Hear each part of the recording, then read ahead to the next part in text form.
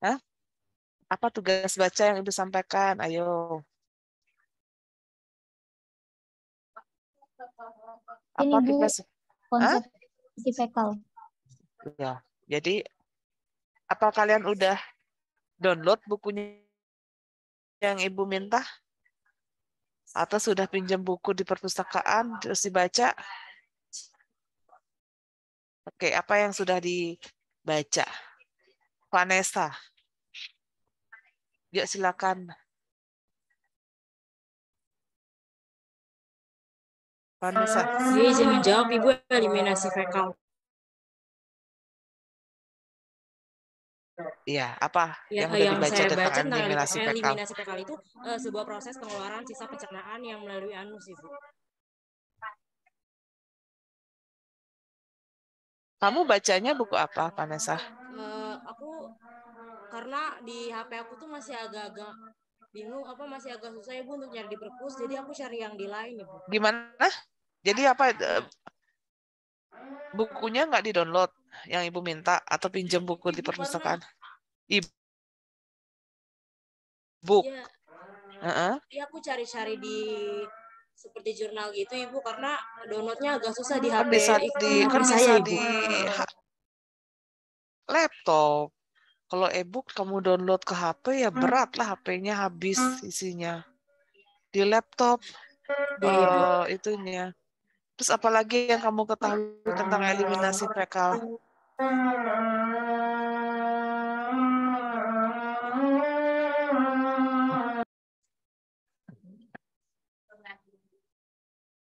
Apa yang sudah diketahui tentang eliminasi fekal?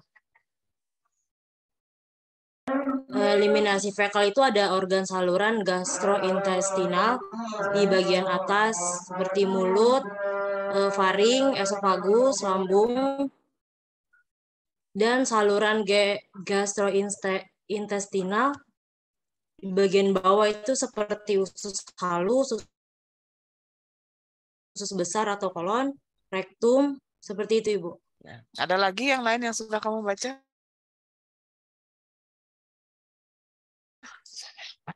Baru sampai situ sih Ibu. Oke, yang lainnya. Iya nih.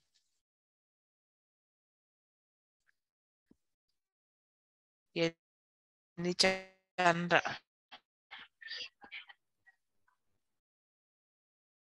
Iya, Ibu. Ya, Dibutuhkan untuk mempertahankan keseimbangan fisiologis melalui pembuangan sisa-sisa metabolisme.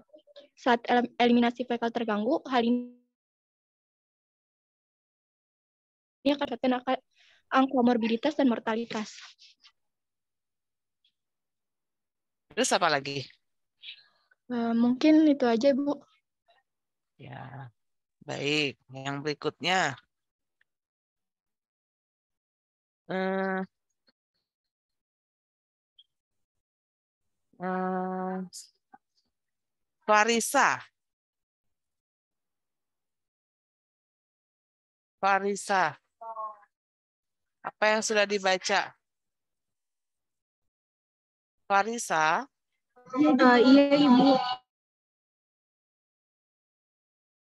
Ya, apa yang sudah dibaca? Apa yang sudah kamu baca?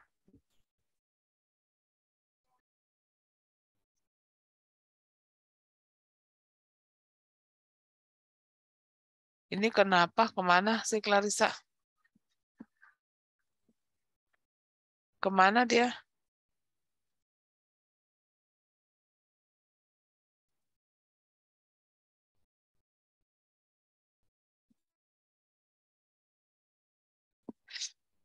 Kemana tadi Clarissa ya?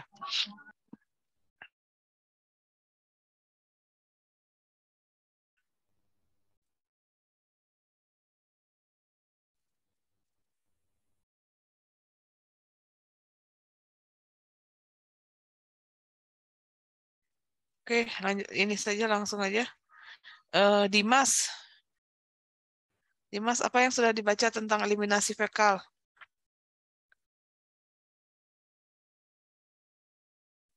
Dimas.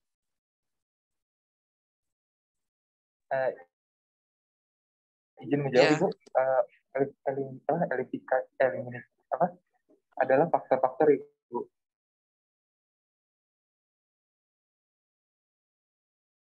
Faktor-faktor.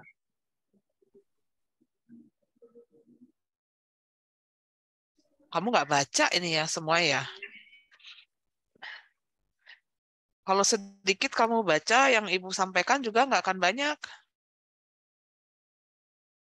Sayang. Kalau banyak yang bisa kamu eksplor, yang akan Ibu eksplor juga lebih banyak.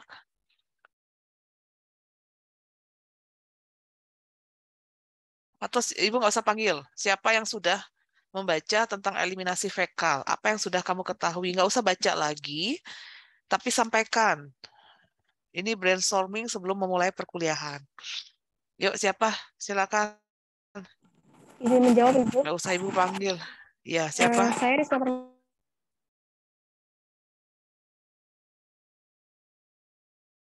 pembuangan sisa metabolisme melalui ginjal berupa urinasi, terus nanti berproses menjadi fekal. Ini eliminasi fekal, bukan eliminasi urin. Eliminasi fekal, kalau eliminasi urin, lain lagi pertemuannya. Ada lagi yang lain yang bisa menyampaikan? Nggak usah Ibu panggil. Yang penting terkait eliminasi fekal, nggak usah harus pengertiannya. Yang sudah kamu baca. Ya, Mei Risma ya. Eliminasi fekal ada umur, diet, cairan, panas otot, faktor psikologi, sama gaya hidup dan obat. Oke, kamu baca dari mana, Mei? Alur suatu apa yang mau kita pelajari, lihat dari buku. Ya, kalau perawatan dasar kan bukunya Fundamental of Nursing atau perawatan dasar. Lihat alur belajarnya dari sana. Nanti mata kuliahnya keperawatan medikal bedah pakai buku KMB. Sana ya, bukan mencari-cari di Google terus mengcopy paste. Yang penting hasil karya saya bagus, nggak seperti itu. Ya. Nanti kalian akan kesulitan loh nanti pada saat tugas akhir kalau punya kebiasaan seperti itu. Ya. Jadinya apa? Nanti kalau tugas saya udah ngerjakannya masing-masing. Di sanalah akan ketahuan siapa yang memang nggak nggak nggak kuat untuk berjuang. Ya, kalau sudah masuk, kalau sudah tugas akhir itu udah masing-masing. Ntar baru temannya maju selangkah, udah down. Bukannya maju mengejar, malah tertinggal lebih jauh. Ya, tolong mulai sekarang tugas apapun, ya kerjakan atau cari sendiri. Sedikit yang ditulis ya itulah yang kita dapat, ya udah itu yang dipertanggungjawabkan. Ya, ini dari kemarin loh sudah minta si pennya. Sudah WA ke Ibu minta apa namanya untuk masuk, tapi karena tadi Ibu hampir jam 1 tadi baru balik dari rumah sakit Pasar Bo. Ya, harusnya mengajarnya kan pagi. Ya, harusnya sudah ada waktu untuk kalian apa namanya membaca lebih banyak. Pagi ada kuliah nggak? Ada kuliah. Jam 8 dipakai kuliah nggak tadi? Dipakai kuliah apa? Ibu. Dipakai kuliah apa? Psikologi. Psikologi. Ya. Kan harusnya dari kemarin. Ya.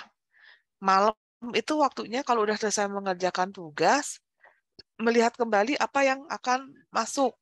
Ya, jadi paling sedikit, paling nggak poin-poinnya aja. Oh, nanti ini loh yang akan saya dibahas nih. Jangan nol kalau ngikut kuliah. Ya. Jadi Ibu akan sampaikan ya. Tapi nanti untuk pertemuan berikutnya pada saat presentasi baru akan Ibu eksplor lebih banyak. Ya. Ini kalian belum pada baca soalnya. Kalau melihat gambar ini, apa yang terbersit dari kalian?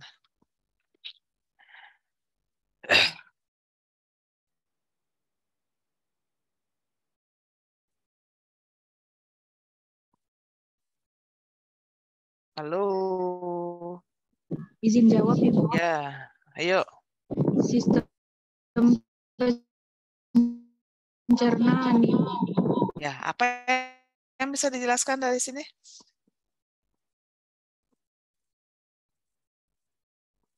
Apalagi Clarissa? Yuk. Dari gambar yang ada di atas yang kecil, sistem pencernaan. Terus apa yang bisa dijelaskan? Apa? Jalan masuknya makanan Ibu sampai metabolisme. Ya. Jadi eliminasi fekal apa?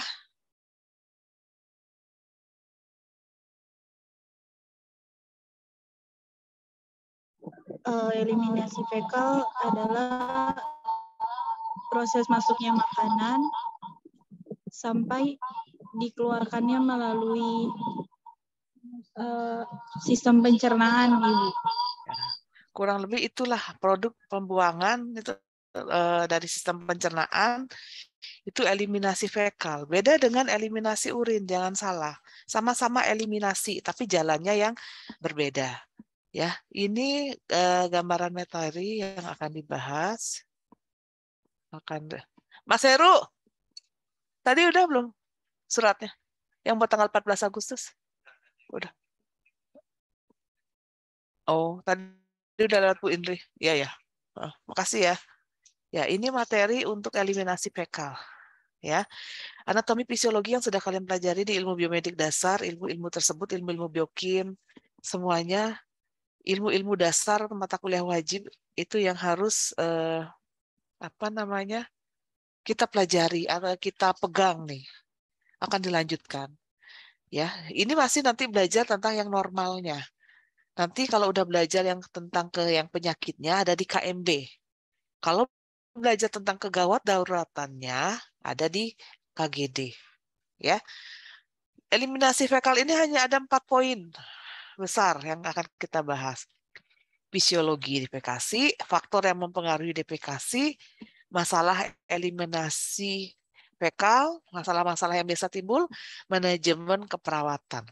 Nah, untuk manajemen keperawatan, untuk asuhan ini nanti Ibu akan berikan kasusnya, kelompok yang nanti akan mempresentasikan, membuat makalahnya dari kasus tersebut, menggunakan konsep-konsep yang ada. Ya, karena saat ini sudah diberikan jam untuk menjelaskan konsep, jadi pada saat presentasi jangan mengulang secara murni, tapi sudah diinsertkan ke dalam kasus. Ya, kita lihat di sini kalau eliminasi fekal ini perawat merupakan profesi yang juga suka dilibatkan atau dikonsultasikan bila terjadi masalah dengan eliminasi. Karena kalau eliminasi fekal ini seringkali jadi hal yang satu, nggak nyaman pasien dan suka malu pasiennya untuk menyampaikan ke perawat. Ya, seringkali masalah-masalah ini dia karena sering nggak teratur dan terbiasa minum obat pencahar. Ya, karena kesulitan ya dalam hal ini semua kaitannya tidak bisa lepas dari anatomi fisiologi sistem pencernaan yang seperti tadi Ibu sampaikan depan. Ya, ini fisiologinya kita lihat dari usus besar, panjang usus besar kita sekitar 125 sampai 150 cm. Kalau penggaris 5 kalinya itu penggaris 30 cm. Ya. Selanjutnya nanti dia akan ke rektum dan saluran anus.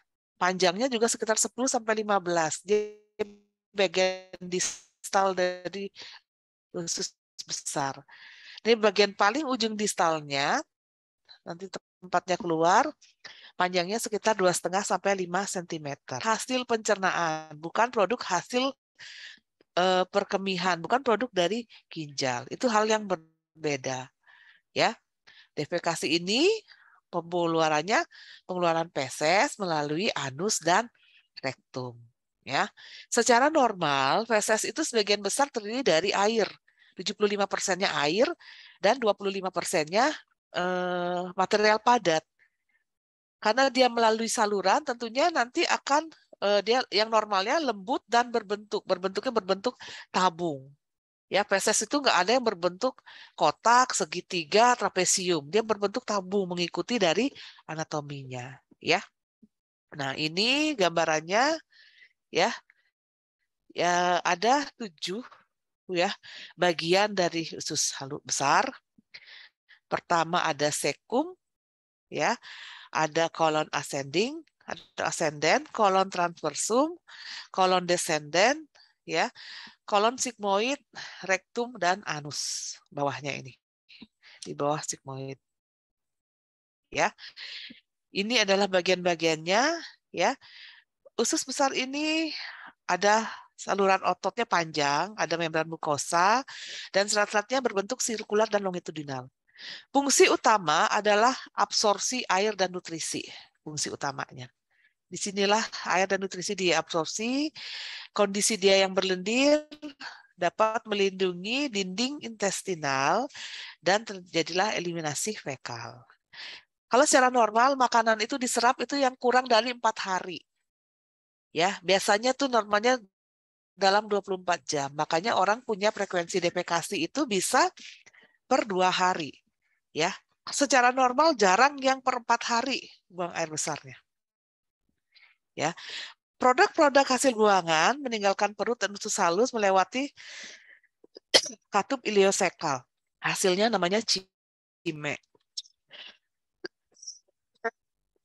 Jadi usus ini punya katup. Katup itu fungsinya untuk mengatur aliran cime tadi dari usus besar sampai seterusnya. Semua organ tubuh kita punya katup. Ya, pembuluh darah vena aja punya katup. Ya, jadi dia bukan mungkin yang kalian tahu sekarang lama ini kan yang punya katup hanya ruang jantung ya, tapi ternyata bukan hanya itu. Ya, bentar ya.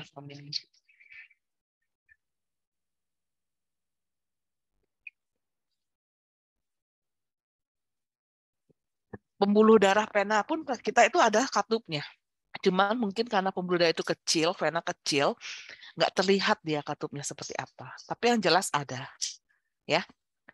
Yang melewati usus besar itu setiap hari katanya sekitar 1.500 mili. Ya. Jadi produk-produk hasil dari eliminasi ini adalah platus dan feses. Platus itu besarnya buangan udara, ya.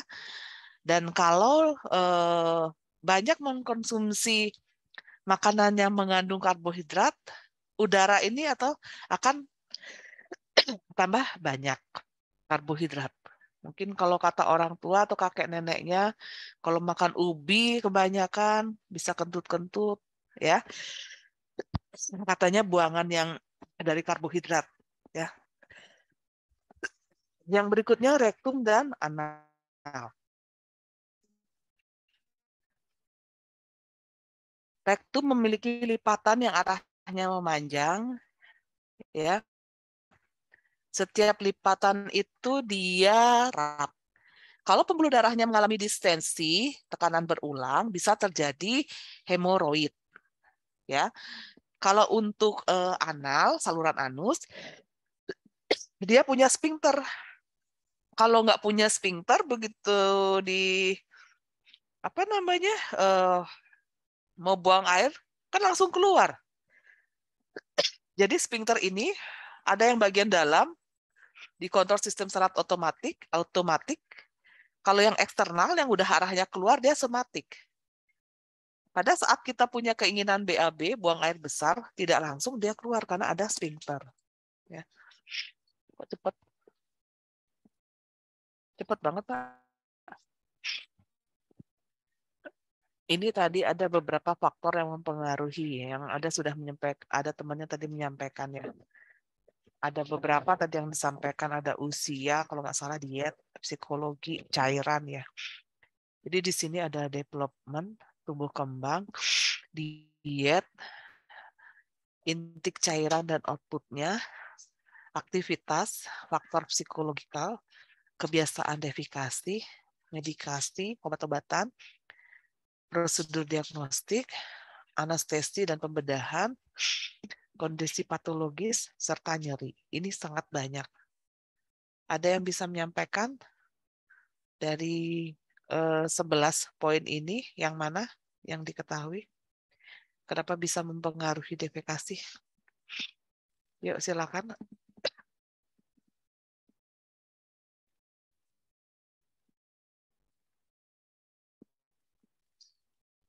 Hah?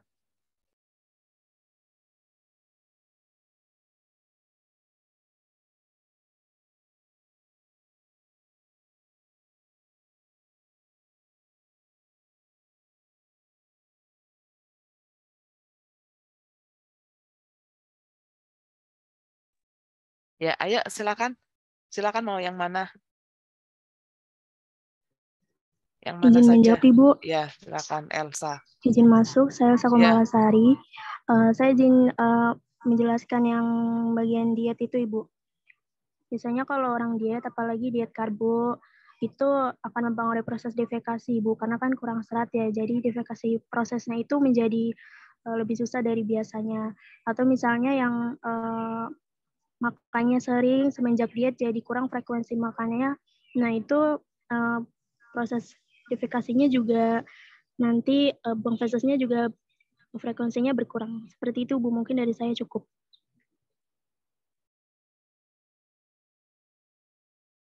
Ya, selain Elsa?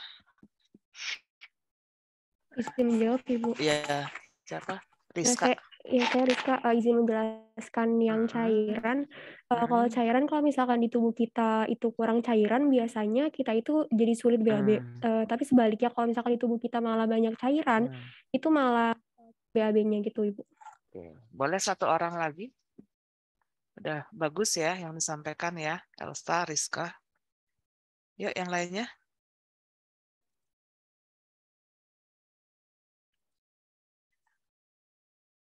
Yuk yang lainnya yuk silakan.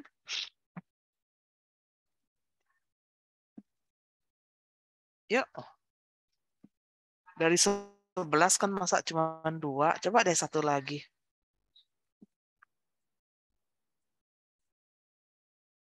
Yuk.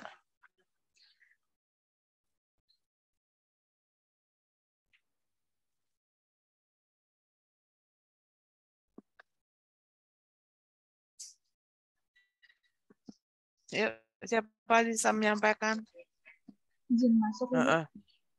Ya. Saya Clarissa ingin menjelaskan tentang activity. Boleh. Activity apa? Activity itu sama aja seperti olahraga kan, Ibu ya? Ya. Jadi olahraga membawa banyak efek yang bermanfaat seperti bisa aja pengendalian gula yang baik, terus kebiasaan tidur yang lebih baik, kemudian ada tulang-tulang yang lebih kuat dan tulang-tulang yang berhubungan dengan sistem pencernaan. Memperbaiki gerakan usus juga, Ibu, yang dapat membantu mencegah terjadinya sembelit. Oke, bagus ya. Ya, kita lihat sekarang ya. Kita lihat dulu dari tumbuh kembang.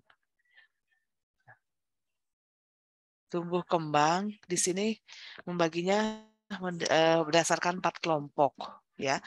Karena apa namanya? Kalau kalian tahu kan dari newborn ada infant, toddler, balita, anak usia sekolah, remaja, dewasa awal, dewasa menengah, dewasa tua. Ini hanya dibagi menjadi 4 ya. Yang kelompok pertama newborn dan infant di 24 jam pertama bayi baru lahir itu mekonium ya. Jadi jangan dibilang nanti ini diare ya. Jadi yang berikutnya bayi dia biasanya setiap selesai makan. Ya, untuk tahap yang kedua ini yang penting yang usia yang toddler diupayakan maksimal ya 2,5 tahun dia sudah bisa toilet training. Ya, jangan sampai lebih. Ya, jadi kalau nanti udah masuk preschool apalagi TK dia udah bebas dari diaper. Ya. Terus yang berikutnya usia sekolah sampai dewasa itu hampir sama kebiasaan bawel, pola, kuantitas dan konsistensinya. Yang mengalami penurunan dia saat masuk ke lansia. Ya.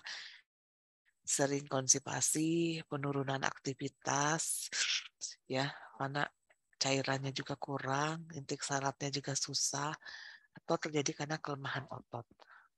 Ya, ini untuk tumbuh kembang. Ya. Berikutnya diet. Tadi sudah disampaikan.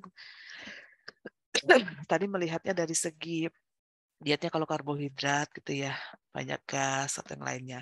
Di sini kalau untuk diet serat yang penting buat pencernaan, dia juga berkontribusi terhadap risiko obesitas, DM, CAD dan kanker kolon.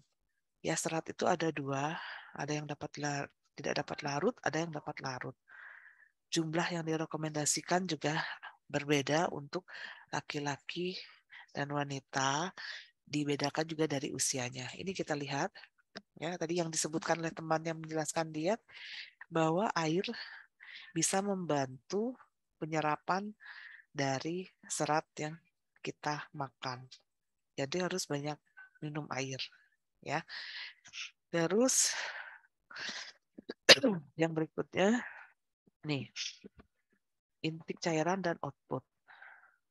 Ya. Biasanya ini pengaruhnya pada jumlah urin dan rasa mual. Ya. Biasanya eliminasi fekal yang sehat itu setiap hari itu mengandung 2.000 sampai 3.000 mili cairan. Ya.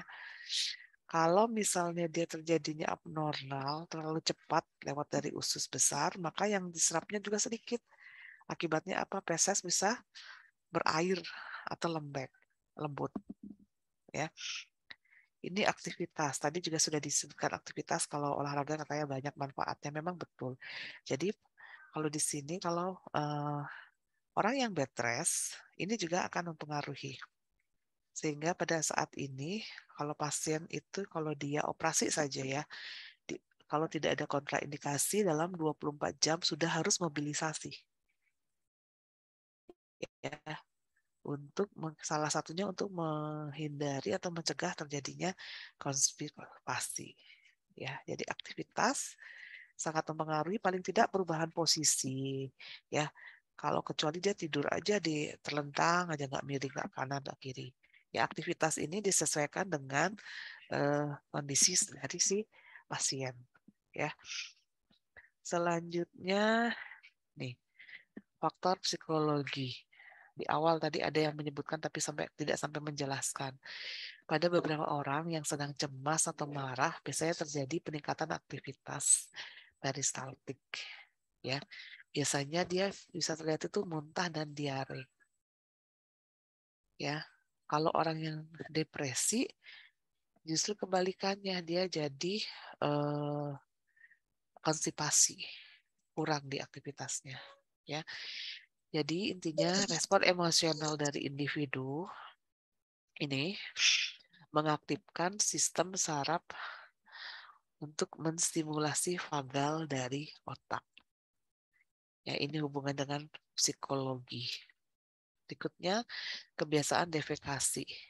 Ya, kalau memang dilatih dari awal, ini akan menjadi reguler. Teratur aja, makan, minum, aktivitas. Ya, biasanya setelah sarapan pagi nih, keinginan. Tapi kan biasanya kadang-kadang udah ngejar mau berangkat kuliah, berangkat ke kantor, berangkat kerja dan lain-lainnya suka ditahan sehingga bisa mempengaruhi ditahan-tahan terus saja ditahan sehari itu bisa juga mengakibatkan terjadi konstipasi ya karena cairan akan diserap kembali, reabsorpsi itu kan diserap kembali sehingga fesesnya bisa mengeras ya. Berikutnya kebiasaan atau medikasi obat-obatan. Mungkin yang kalian tahu yang sering dapat pengaruh pada eliminasi adalah laksatif. Contohnya apa? Ada yang tahu contoh laksatif?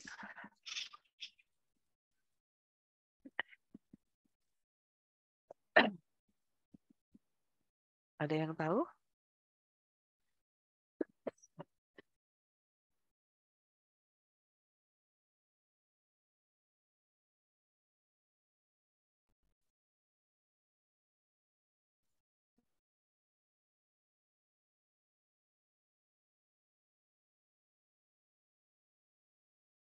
Izin menjawab, Ibu. Iya, ini kok kencang banget suaranya. Ya. Yang Terus? contoh dari laksatif itu adalah jahe, Ibu. Jahe. Obat-obatan? Obat-obatannya itu ada Ascara Sakrada, Sena atau Rubar, Sleeper Elm. Oke, ada lagi yang lain? Izin menjawab, Ibu. Iya, yuk jangan rebutan. Bikolak ya, Bu? Iya, itu yang paling gampang ya. Apalagi? Dulu kolak sih, Bu. Ya, dulu kolak, laktulak ya. Paling itu kan paling sering kamu dengar orang susah buang air, itu kasih dulu kolak aja. Ya, misalnya suppositoria dari pantat. Ada juga obat-obatan, contohnya aspirin, ini bisa menyebabkan perdarahan. Ya, yang terjadi pada BAB apa? Darah bisa berwarna merah atau hitam. Kalau darah udah di saluran pencernaan, dia warnanya bukan merah terang ya. Kalau di saluran napas dia merah terang. Kalau di pencernaan dia biasanya sudah lebih gelap. Ya, jadi itu beberapa obat yang bisa berpengaruh. Berikutnya diagnostik prosedur. Contohnya akan dilakukan pemeriksaan kolonoskopi atau sigmoidoskopi. Kalau udah ada yang kopi-kopi begini, ini artinya dia melihat atau meneropong. Apa yang diteropong ya kolon, ya sigmoid. Ya, biasanya sebelum tindakan ini pasien dilakukan enema, dibersihkan dulu ususnya. Karena akan dimasukkan alat. Dari mana masuknya? Dari anus, kolon. Kalau yang mau dilihat bronkoskopi kan di paru. Dari mana masuknya? Bisa hidung atau mulut. Hidung biasanya. Terus kalau mau dilihat lambung, dari mana masuknya? Dari mulut. Ya, kalau ini mau dilihat adalah usus, kolon dan sigmoid. Kalau masih ada feses yang tersisa, masih ada feses, berarti kalau diteropong yang dilihat kan kotoran. Nggak kelihatan dinding-dindingnya ada masalah apa pada dinding ini. Gitu. Jadi dia harus dilakukan enema. Biasanya kalau sudah dilakukan tindakan ini, terus pasiennya langsung makan, dia biasanya pola defekasinya nggak langsung kembali normal. Dia beradaptasi dulu tubuhnya. Sama dengan kalau kalian puasa, ada yang lowong dari usus tersebut, begitu kalian makan tidak akan langsung BAB, pasti ada waktunya atau jedanya, ya. Nah ini anestesi dan pembedahan. Anestesi umum ini paling banyak menyebabkan masalah terkait defekasi, karena ada saraf yang diblok. Berbeda dengan yang ini yang kedua ya. Regional dan spinal. Lebih sedikit ya dibanding yang umum. Ya. Biasanya ini dalam 1 sampai 2 hari. Ya. Untuk membuktikan sudah berfungsi benar atau tidak ini dari sini. Dari apa namanya? Bunyi usus. Udah bisa ngukurnya? Halo? Belum, Ibu. Punya stetoskop kan di rumah? Kemarin waktu pemeriksaan fisik yang KD1 memang nggak dicoba. Ngitung bising usus. Ya, Izin menjawab, Ibu. Ya. Pernah, Ibu. Pernah. Ya. Kedengarannya Cuman kayak apa? belum. Kayak apa yang kamu dengar? Seperti kresek-kresek gitu, Ibu. Kresek-kresek kayak cacing ya, kerak gitu ya. Normalnya berapa? Per menit?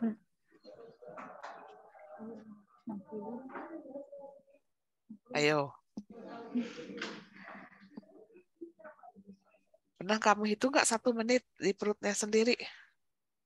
Ini sebenarnya kan bisa dikerjain sama di perutnya sendiri ya. Tempelin di perut terus diukur deh. Ya, dicoba ya, punya punya stetoskop sendiri di rumah, dicoba diukur. Ya. Jadi anestesi dan pembedahan punya efek juga terhadap eliminasi. Ya. Selanjutnya yang berikutnya nih, patologi kondisi. Kondisi patologi, cedera tulang belakang, cedera kepala berat, cedera kepala aja. Kalau dia ada saraf yang mengganggu, bisa merangsang sensori untuk melakukan defekasi. Sehingga yang paling sering adalah konstipasi, apalagi kalau dia mengalami kelemahan fungsi sphincter anal, pengaruhnya di sini ya udah. Ya, kelemahan fungsi anal yang ada nggak ada keinginan dia udah langsung keluar. Ya. Tadi belum ada yang menyebutkan yang terakhir, nyeri ya. Biasanya pasien yang punya pengalaman nggak nyaman dari defekasi, misalnya dia habis pembedahan hemoroid, pasti dia nahan-nahan pada saat mau buang air. Nah, begitu ditahan-tahan itu terjadilah reabsorpsi, airnya diserap kembali. Yang ada fesesnya menjadi lebih keras. Ya, katanya golongan-golongan analgesik juga sama bisa mengakibatkan defekasi. Analgesik itu kan asam mefenamat, ya, yang nama generiknya ya, bisa menyebabkan ini juga. Nah, ini poin ketiga, ada beberapa masalah dari eliminasi fekal. Yang umum ya, ada konstipasi, diare, inkontinensia bawel, dan flatulence. Ada yang bisa menjelaskan dari keempat ini? Yuk, silakan.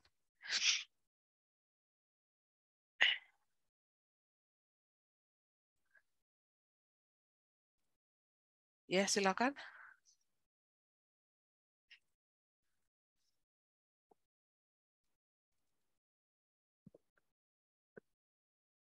Yuk, masa nggak tahu satu barang dua yang umum nih?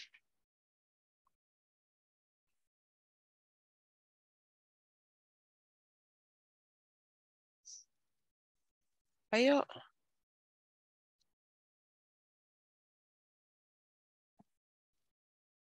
Ada yang bisa menjelaskan? Ibu. Ya, silakan siapa? Rizka, ya, kalau konstipasi itu dia sulit BAB karena di tubuhnya itu kurang serat sama kurang cairan, jadi dia lebih sulit BAB. Terus? Yang lainnya?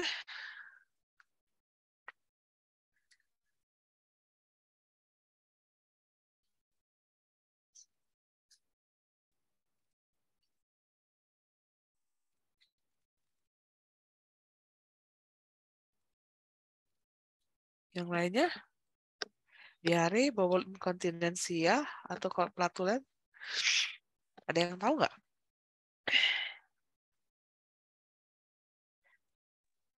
Izin menjawab, Ibu. Ya, silakan. Apa? Izin menjawab, saya Novia. Izin Ya. menjawab, flatulence itu adalah penumpukan gas di organ pencernaan, Ibu. Organ gas, ya betul. Terus apa lagi? Izin menjawab, Ibu. Ya, silakan.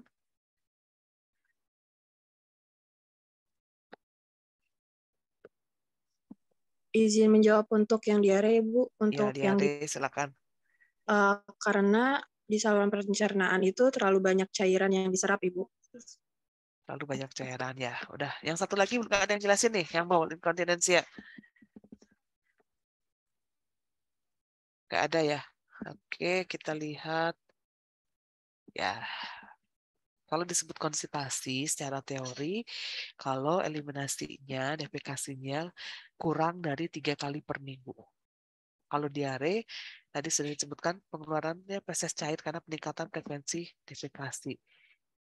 Ada yang menyebutkan kalau lebih dari 10 kali per hari. Bawel inkontinent, dia kehilangan kemampuan mengontrol defekasi. Baik itu defekasi ataupun pelepasan gasnya melalui sphincter anal. Yang tadi ini udah ya, yang satu lagi udah jelaskan ya. Atau perut kembung adanya gas ya.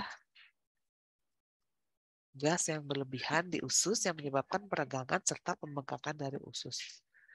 Perut kembung, tapi dia yang di area stomak ya.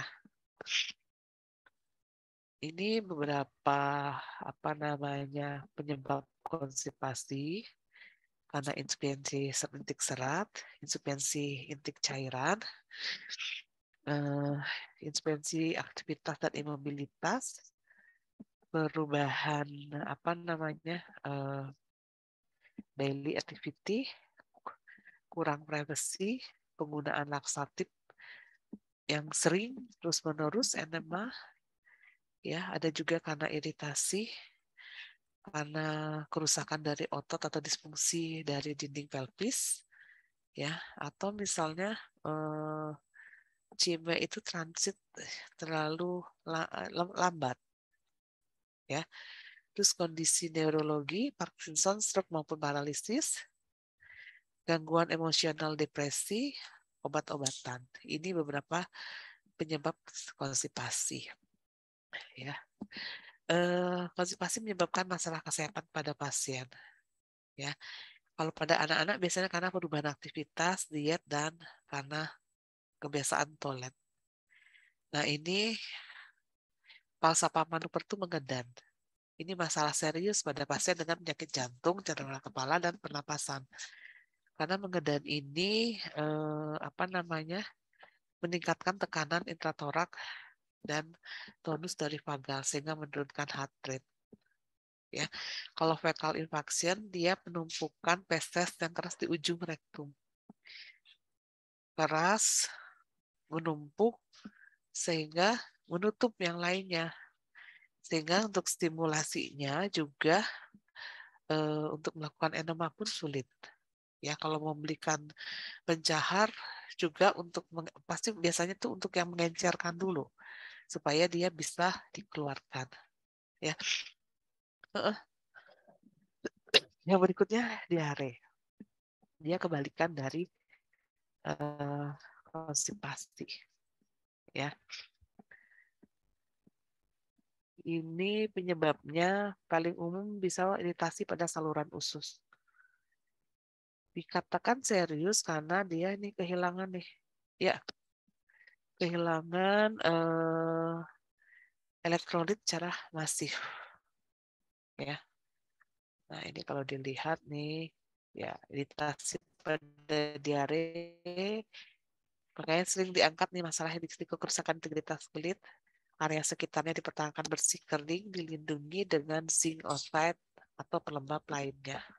Ya, apalagi kalau yang diare ini pakai diaper, ya. Ntar kalau belum penuh nggak usah diganti. Nah, padahal itu yang membahayakan, ya. Itu kan kuman isinya. Kuman itu kan kita nggak tahu dia bisa kemana.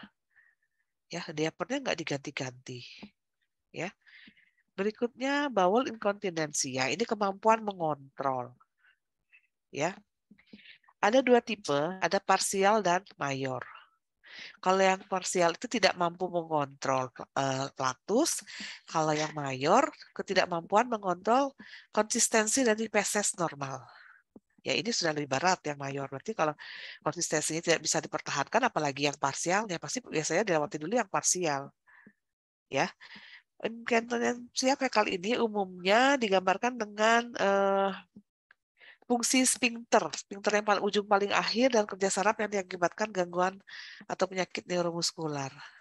Kalau penyakit ini ujung dan kenanya ke saraf bagian ini, dia udah nggak begitu pengen buang air besar, belum juga sampai kamar mandi, begitu pengen udah langsung keluar, itu kan sphincternya nggak bisa nahan. Kalau kita dalam kondisi normal ini, begitu pengen, kan pasti akan mencari ke kamar mandi dulu kan. Bahkan kalau masih bisa ditahan, tahan. Ya kan? Selesaiin dulu kuliahnya, nyampe dulu di satu tempat. Itu sebenarnya salah. Pada saat itu kan prosesnya jadi reabsorpsi cairan. Sayangnya makin lama makin keras. Kalau dibiarkan makin keras lama-lama, ya itu tadi fekal impaksi tadi. Mengaras menumpuk, tambah banyak lagi. Nah, kalau inkontinensia ini sangat umum atau meningkat itu pada usia peningkatan usia biasanya. Ya. Selanjutnya flatulence. Flatulence ini tadi perut kembung, penumpukan gas di area abdomen, ya. Nah, ini biasanya sumber utamanya karena bakteri pada cima di usus besar, karena menelan udara serta gas yang berdistribusi dari aliran darah dan usus. Ya, banyak gas dan tertekan melalui mulut. Biasanya terakumulasinya di perut, terjadilah distensi gastrik. Ya, flatulen ini dapat terjadi di kolon karena beberapa penyebab. Biasanya paling banyak itu karena makanan ya, seperti tadi makan yang tinggi karbohidrat, apalagi tadi ya makanan yang jenis-jenis kayak kol, yang kayak gitu kubis, ya itu bisa juga merangsang penumpukan dari gas. Ya. Berikutnya, nah ini untuk nursing management. Ya inilah intinya. Jadi kita ada dalam mengkaji sampai evaluasi sampai dokumentasi. Ya, kita lihat satu persatu apa yang harus dikaji. Yang pertama, nursing story. Tanya dulu dong pola normal defekasinya, ada nggak masalah defekasi. Kalau pasiennya terpasang ostomi, dia udah nggak bisa kanker kolon, dia nggak bisa lewat anus keluarnya, ususnya dipotong, dinaikkan ke perut, jadi buang airnya langsung dari sana. Ya, ini belajarnya nanti di KMB. Ya, kalau physical examination, ya, inspeksi palpasi perkusi okultasi, kalau di sistem perencanaan beda urutannya. Inspeksi dulu, lihat dulu, terus okultasi biusing ususnya pakai stetoskop, perkusi diketok, yang mana cairan, yang mana padat, baru palpasi harus ditekan. Nggak boleh langsung palpasi dulu, karena perut itu kan isinya, itu ya kerongga. Di dalamnya itu kan banyak. Kalau kamu tekan, setelah tekan, ada yang misalnya, ada yang bengkak. Kita tekan, belum diauskultasi, belum tahu ada cairan sebelah mana, dia bisa pecah. Terjadi peritonitis, nah itu kan berbahaya. Beresiko terjadi, wah itu kalau udah peritonitis sudah bahaya. Apenik yang kecil aja kalau sampai pecah itu jadi peritonitis sudah sangat sulit. Apalagi organ-organ yang besar. Ya. Pemeriksaan fisik juga dilakukan di area rektum dan anal. Ini dalam proses pengumpulan data ya. Selanjutnya inspeksi dari feses. Apa yang harus diinspeksi? Dilihat warna, konsistensi, bentuk, jumlah, bau, dan adanya perubahan dari normal. Untuk diagnosis studis, kita bisa melihat saluran gastrointestinal ini bisa secara langsung yang memang bisa dilihat, tidak langsung misalnya menggunakan alat, apakah lewat kolonoskopi dan lain-lain, dan juga bisa dilihat dari laboratorium. Markernya itu bisa dari laboratorium. Ini beberapa diagnosa yang dari Nanda, bowel inkontinensia, konstipasi, resiko konstipasi, konstipasi, diare, disfungsi gastrointestinal, motility. Ini tinggal kalian buka di SDKI untuk melihat tujuannya nanti dan learning outcome-nya di SLKI, baru ke intervensi. Ini Ibu secara umum. Dalam membuat perencanaan, ada 3 tujuan utama dalam inkontinensia bowel. Yang pertama, kita apakah mau mempertahankan atau mengembalikan pola eliminasi secara normal? Apakah ini memungkinkan? Atau mau mempertahankan konsistensi dari fesesnya? Atau mau mencegah resiko ketidakseimbangan cairan dan elektrolit? Ya, cegah juga integritas kulit, mencegah distensi abdomen dan nyeri. Dilihat yang mana yang ada pada data si pasien. Ya, mungkin salah satu pasiennya paling satu. Yang mana tujuan kita yang utama. Baru nanti dibuat kriteria atau SMART-nya. Di kriteria hasil itu adalah yang SMART ya. Specific, measurable, applicable, ya. Dan harus bisa diukur. Itu adalah walaupun pasiennya sama-sama diagnosanya, belum tentu tujuan dan kriterianya sama. Karena itu semua tergantung dari kondisi klinis si pasien dan hal-hal penunjang dari pasien ini. Ya, tidak tentu sama.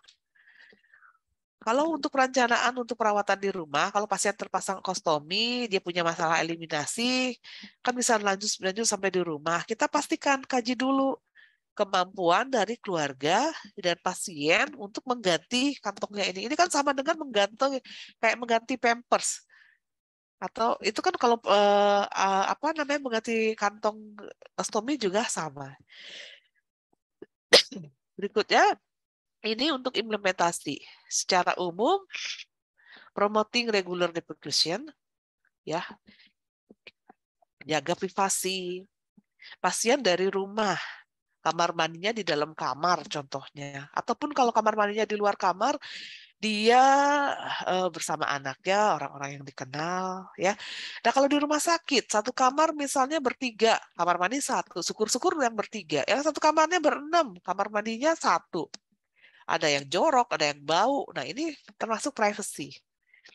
Waktu Bagaimana terus nutrisi dan cairan, bagaimana exercise-nya, bagaimana posisi si pasien.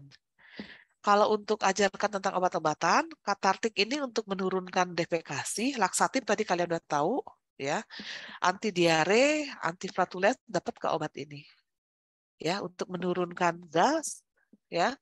Yang terakhir adalah kalau memang harus dieksekusi, memberikan enema, ya, yang mana nih dari sekian yang sudah dijabarkan, ya. Ya, implementasi, evaluasi dilakukan bisa dari hasil implementasi, dan evaluasi yang terbaik adalah melihat apakah tujuan kita tuh tercapai atau tidak. Itu adalah evaluasi, ya. Nah, ini ada kasus ini bisa kalian nanti digunakan, ya, untuk nanti yang pertemuan berikutnya, ya. Ini kasus untuk kan tadi ada 4 masalah, Ibu hanya ambil 1. Laki-laki 60 tahun, ruang penyakit dalam, dia demam, naik turun, jangan lihat penyakitnya. Ya, mata cekung, lemah, tekanan darah ada, perut tampak kembung, tiap makan tuh habisnya cuma setengah porsi. Dia sejak dirawat tidak buang air besar, pola biasa di rumah tiap hari setelah sarapan. Pasien katanya nggak suka konsumsi sayuran dan buah, ya, dan buah yang dimakan tuh hanya pisang. Pasien nanya nih, bagaimana supaya bisa cepat BAB karena perutnya terasa begah. Dia kurang. Siapa dia? Oh, ini. Ayo, yang rame-rame. Ya. Jadi nanti kelompok membuat asuhan keperawatan berdasarkan kali kasus ini. Kasus ini bisa dikembangkan. Jadi nanti kalau membuat makalah, jangan membuat secara teori semuanya. Tapi teori itu diinsertkan dari kasus pemicu ini. Contohnya, misalnya kita lihat dari tubuh kembang, oh dia masuknya berarti yang older age. Ya. Terus dari aktivitas, dari mana apa? Dari poin-poin yang disampaikan, dituliskan, tapi sudah dikembangkan dengan kondisi pasien. Ya, jangan nanti menyampaikan lagi presentasi lagi hal yang sama yang seperti yang kita pelajari hari ini. Jadi itu, ya. Baik, sampai di sini ada yang mau ditanyakan?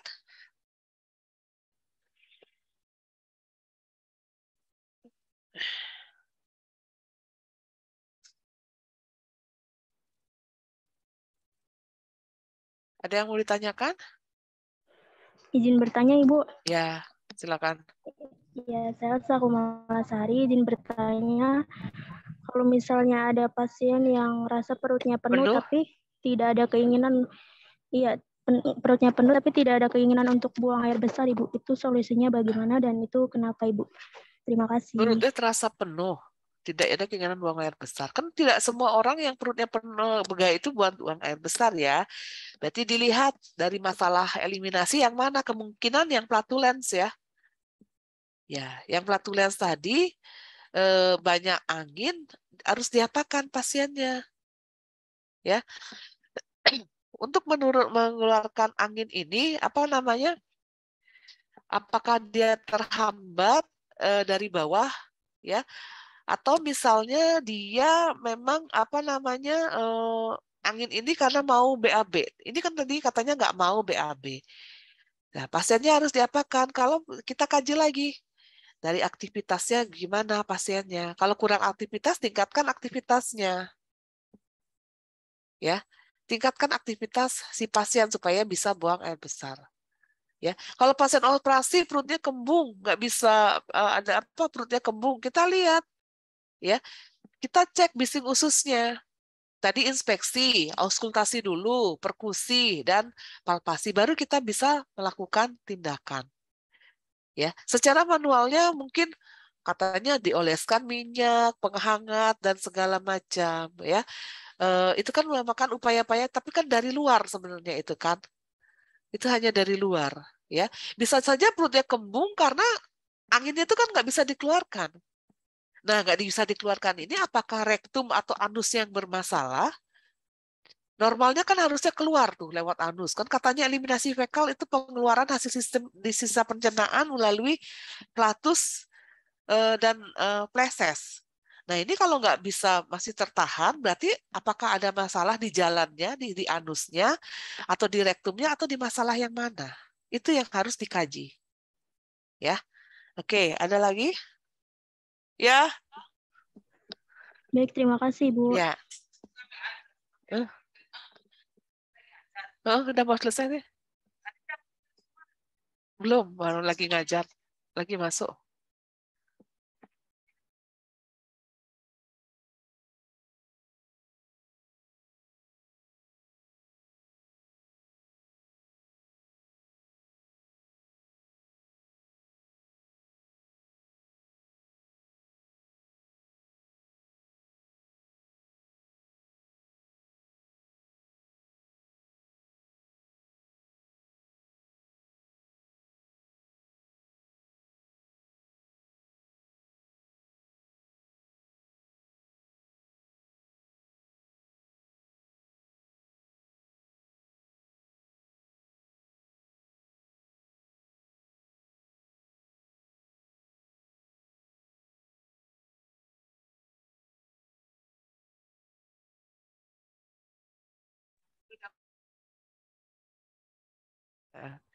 Ya, bisa diterima nggak tadi siapa? Elsa, Ibu. Gimana Elsa? Ya, Ibu, sudah diterima, Ibu. Nah, yang Ibu tugaskan ini, ada yang mau ditanyakan? Yang lainnya juga harus cari ya, jangan hanya kelompok. Ada yang ditanyakan nggak? Jangan nanti kalau udah belum aja Ibu selesai keluar udah lagi, ada lagi yang WA, nanyanya yang ada yang sama, bolak-balik. Kalau ditanyakan dari sekarang. Sudah? Kalau ngangguk-ngangguk berarti udah ya? Ibu izin bertanya. Ya, Najwa. Ibu, kalau feses kita itu berdarah itu karena apa ya, Bu? Dan itu bahaya atau enggak ya, Bu? Oke, Makasih, banyak. Bu.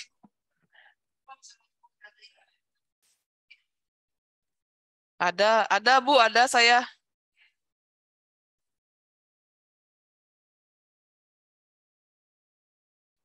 Tadi berdarah ya. Kan banyak apa namanya penyebabnya ya. Tadi kamu pikirnya yang ini ya, yang tadi penjelasan tentang yang aspirin ya. Tadi siapa ya? Najwa. Iya, Ibu. Ya, menurut kamu gimana? Itu berdasarkan kayak sehari-harian loh, Bu. Kayak misalnya kita cuma hidup, maksudnya kebiasaan itu di dalam hari-hari itu, Bu. Jadi pas lagi buang air kayak ada berdarah. Oke. Kalau misalnya dia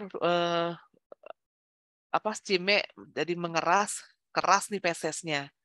Salurannya kan tetap aja segitu. Yang dilalui keras bisa aja kena membran dari si usus sehingga berdarah.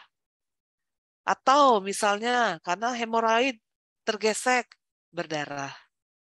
Ya. Atau tadi karena konsumsi obat-obatan yang beresiko terjadi perdarahan, itu juga bisa. Ya.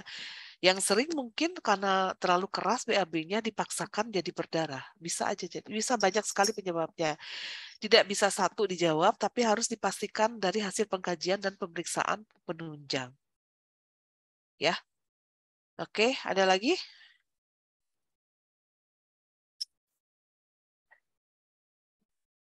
Bisa ya nanti tugasnya ya, ini ya.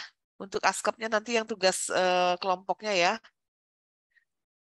Jadi nanti buatkan dari nanti kalau kasusnya kasus pemicunya Bu, saya mau kasusnya pengalaman saya pribadi. Yang penting dari 4 masalah yang tadi atau kamu gabungkan masalahnya juga nggak masalah. Ya. Tapi nanti cara mengkajinya kamu nggak menampilkan lagi, nggak presentasi konsep dari awal, tapi konsep yang sudah dimasukkan ke pemicu, ke kasus maksud Ibu. Ya. Jangan lagi menjelaskan secara ini teorinya, itu kan tadi Ibu udah sampaikan teorinya. Jangan lagi diulang lagi yang teori, tapi sudah dimasukkan ke kasus. Gitu. Ya. Oke, ada lagi?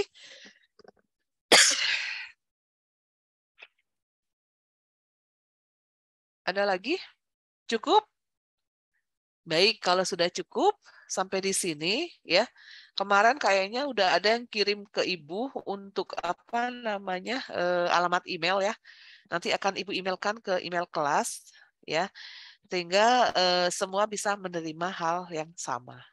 Ya, baik. Kalau tidak ada yang ditanyakan sampai di sini pertemuan kita hari ini. Ini tingkat 2B kan berarti yang Ibu yang masuk KMB yang kemarin ya. Jadi materinya Ibu email sekali aja ya, materi KDM dan KMB ya. Baik, kalau tidak ada yang ditanyakan, sampai di sini pertemuan kita hari ini. Kalian udah full ya dari pagi kuliahnya. Nanti kita akan ketemu di pertemuan lagi berikutnya. Yang istirahat tidur dulu, baru yang terkait dengan tugas. Ya, untuk yang tugas kelompoknya bisa dimulai dari sekarang. Ya, kerjakan sendiri. Ibu nggak mau secara konsep lagi yang dijelaskan, tapi yang konsep sudah diinsertkan ke kasusnya.